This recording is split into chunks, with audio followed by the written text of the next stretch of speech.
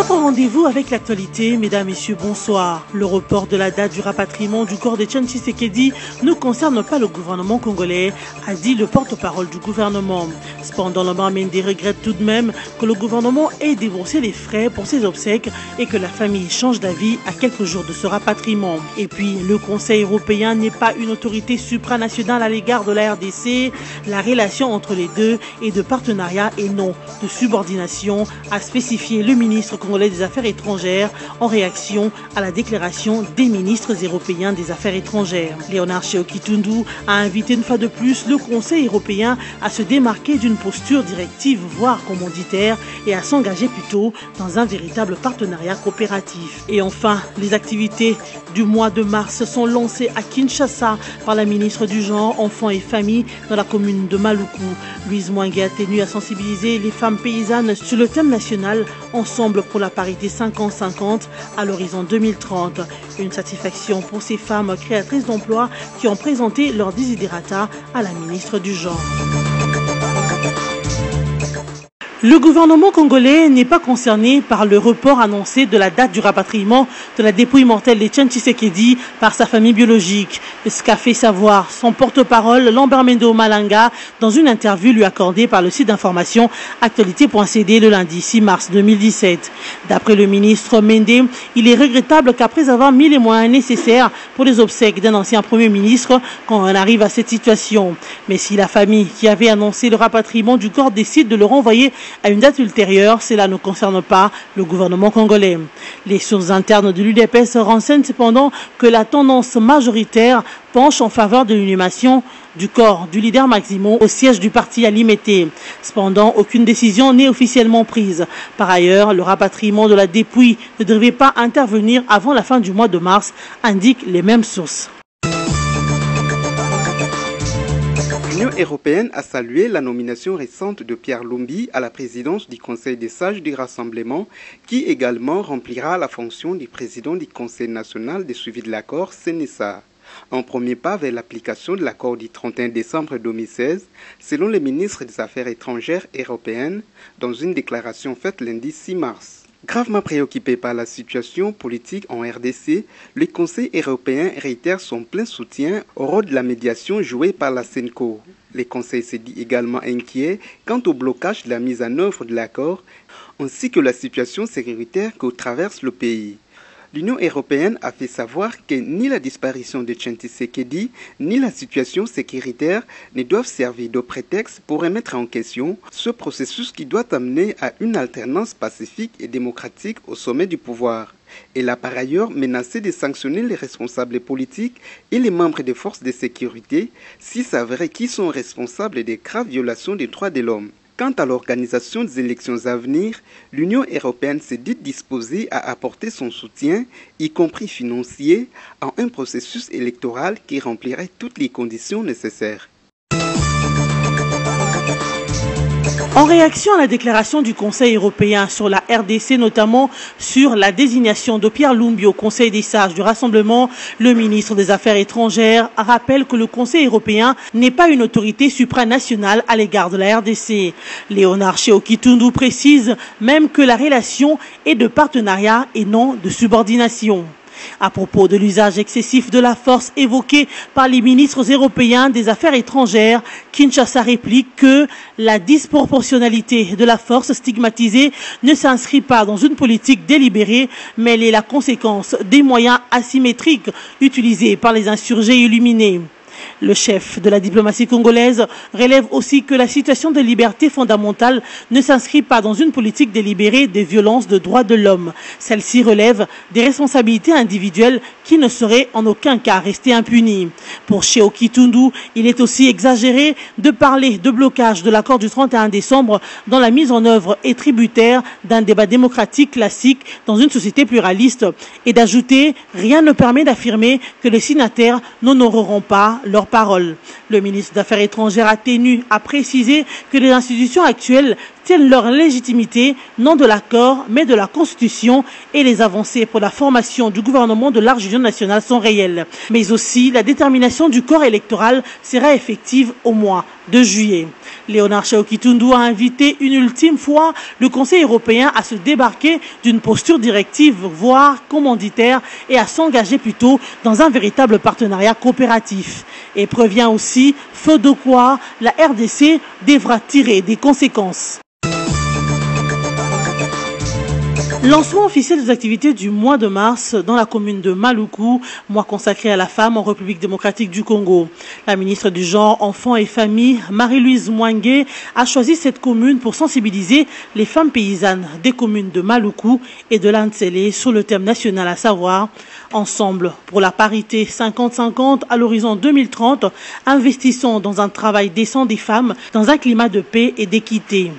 Les femmes de plusieurs structures, mais aussi politiques, ont répondu présentes à cette manifestation. La ministre du Genre a invité les femmes à s'approprier ce thème et les a invitées à s'enrôler massivement dès que la CENI débutera les opérations d'enrôlement à Kinshasa en vue de prochaines élections. Nous sommes au mois de mars et on a voulu qu'on commence les activités de ce mois par la commune de Maluku. Pourquoi cela? Puisque nous nous sommes dit que la commune de Maluku est parmi la plus grande de la ville de Kinshasa et que les femmes qui font le travail ici à Maluku constituent plus de la moitié de la population. Nous nous sommes dit que c'était leur rendre justice pour que nous puissions fêter, lancer les activités du mois de mars dans cette commune. À cette occasion, la présidente des femmes paysannes de la Tchangou, Chimène Mampo, a présenté leur désidérata à la ministre. Nous vous prions de trouver, à travers ces petits mots, l'expression de notre profonde reconnaissance. Car, grâce à vous, la femme de Maluku est honorée aujourd'hui et a fait entendre sa voix. La femme de Maluku est travailleuse. Elle n'est pas quémandeuse d'emploi, mais plutôt créatrice d'emploi. Nous saisissons cette heureuse opportunité pour vous soumettre quelques-unes de nos préoccupations, notamment la création d'une coopérative agricole, l'appui nécessaire des partenaires ainsi que l'encadrement de femmes paysannes par l'organisation des différentes formations, pour ne citer que celle-là. Papi Epiana, bourgmestre de Maluku, a remercié à cette occasion la ministre du Genre d'avoir choisi sa municipalité pour ce lancement officiel des activités du mois de mars. De son côté, le représentant du FAO a encouragé ces femmes créatrices d'emplois à continuer dans cette logique. Il les a remis par la ministre du Genre les intrants agricoles. Une enveloppe consistante et des pagnes ont été remis à toutes ces structures des femmes par la ministre du Genre, Enfants et Familles, Louise Mwange. Les bandits qui ont attaqué la paroisse catholique Saint-Dominique ont été arrêtés. C'est l'annonce faite par le colonel Pierrot Mwanamputu, le porte-parole de la police nationale congolaise PNC. Dans une communication faite mardi 6 mars dans la soirée, le colonel Mwanamputu a fait savoir que ces délinquants qui avaient profané l'église catholique Saint-Dominique à Limité et le père Moulele Onkil de la congrégation des Oblats de Marie Immaculée avaient été appréhendés par la police. Ils ont ensuite été présentés à la presse avant leur transfèrement au parquet. Par ailleurs, le porte-parole de la police, dans sa communication, a précisé que les personnes arrêtées appartiennent à un parti politique. Pour rappel, après l'attaque de Saint-Dominique à Kinshasa, les personnes inconnues avaient également attaqué, dans la nuit du 21 février, les paroisses Inquisito, Saint-Jean-Baptiste et le couvent des Sœurs Servantes de Saint-Joseph à Lubumbashi, dans le Haut-Katanga. C'est devant le cabinet du gouverneur de la province du Haut-Katanga Lubumbashi qu'une dizaine de militants du mouvement citoyen Lutte pour le changement, Lucha en sigle, ont organisé un sitting le lundi 6 mars. Cette manifestation avait comme objectif principal l'interpellation des autorités provinciales en ce qui concerne l'augmentation du prix de maïs qui constitue la base de l'alimentation dans cette ville. Un sac de farine de maïs de 25 kg qui se vendait entre 32 000 et 35 000 francs congolais revient actuellement à 40 000 francs, soit 30,5 $ américains, a déploré un des manifestants. Pour remédier à cette situation, font valoir les militants de la lucha, il faut réhabiliter les routes des dessertes agricoles afin d'arriver à alimenter de manière régulière les centres urbains en maïs produits localement. L'état d'impraticabilité des routes des dessertes agricoles empêche que de milliers de tonnes de maïs ne soient transportées vers les centres de consommation au point de pourrir sur place, a fait remarquer le porte-parole des militants de la lucha. Les émissaires du Conseil de sécurité des Nations Unies ont clôturé leur tournée dans le pays touché par Boko Haram le lundi 6 mars à Abuja au Nigeria. La capitale fédérale du Nigeria était la dernière étape de la tournée après le nord du Cameroun, au Tchad, au Niger et au Nigeria. Les diplomates onisiens ont parlé de la lutte contre Boko Haram et ont rencontré les organisations humanitaires, la société civile et des membres du gouvernement nigérien. Ils sont restés unanimes sur l'aide financière aux populations déplacées qui vivent dans la précarité, sinon la situation risque de s'empirer très rapidement. L'enjeu était donc de constater et d'évaluer les besoins en matière de lutte contre le terrorisme. Cette mission du Conseil de sécurité des Nations Unies intervient au moment où la crise sécuritaire générée par Boko Haram s'est transformée en une crise humanitaire inquiétante. Toutefois, après 4 jours sur le terrain, les diplomates onisiens repartent donc avec la volonté de plaider pour l'urgence de résolution de cette crise, notamment en tenant une réunion ce jeudi avec l'ensemble des membres du Conseil de sécurité de l'ONU pour trouver les voies et moyens de voler au secours des populations déplacées du fait de Boko Haram dans le pays visité. Mesdames, Messieurs, voici le rappel de titre. Le report de la date du rapatriement du corps d'Etienne Tshisekedi ne concerne pas le gouvernement congolais, a dit le porte-parole du gouvernement. Cependant, l'Omar Mende regrette tout de même que le gouvernement ait déboursé les frais pour ses obsèques et que la famille change d'avis à quelques jours de ce rapatriement. Et puis, le Conseil européen n'est pas une autorité supranationale à l'égard de la RDC.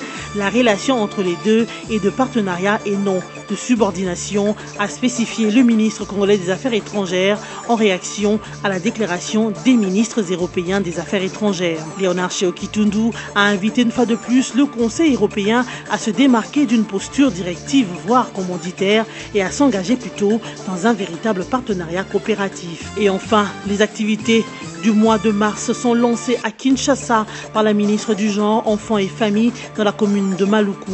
Louise Mwangue a tenu à sensibiliser les femmes paysannes sur le thème national Ensemble pour la parité 50-50 à l'horizon 2030. Une satisfaction pour ces femmes créatrices d'emplois qui ont présenté leur desiderata à la ministre du Genre. C'en est fini pour ce soir. Merci de votre attention.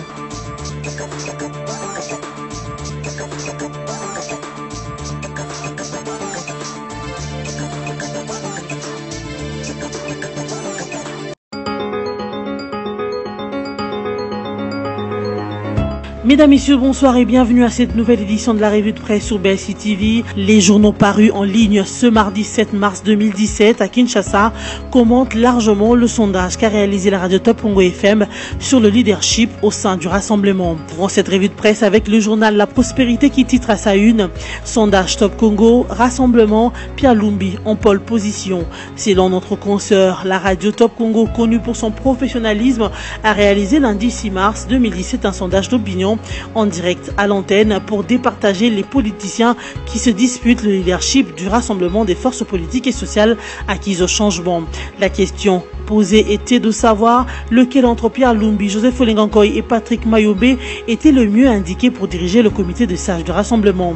Il y a eu 554 votants. Après le dépouillement des résultats, 73% de votants ont plébiscité Pierre Lumbi. Joseph Olengankoy arrive très loin derrière avec 8% de voix et Patrick Mayombe ferme la marche avec moins d'1%.